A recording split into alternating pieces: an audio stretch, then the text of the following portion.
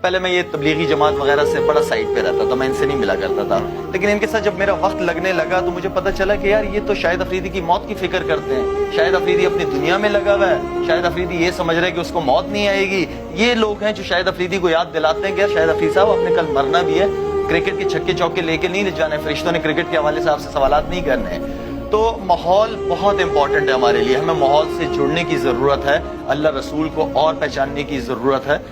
تو میں سمجھتا ہوں کہ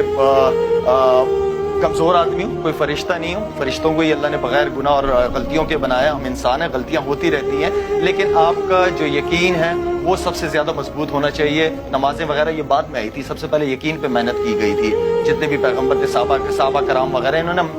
ایمان کے اوپر، یقین کے اوپر محنت کی تھی۔ تو وہ یقین اگر ہمارا ایک مضبوط ہو جائے، جو ہم نے کلمہ پڑھا ہے لا الہ الا اللہ محمد الرسول اللہ، نہیں کوئی معبود سوائے اللہ کے، تو اس چیز پہ یقین اور محمد الرسول اللہ کے طور طریقے اگر ہم اپنی زندگیوں میں لے کے آ جائیں گے، یہ عشق ہے، یہی محبت ہے،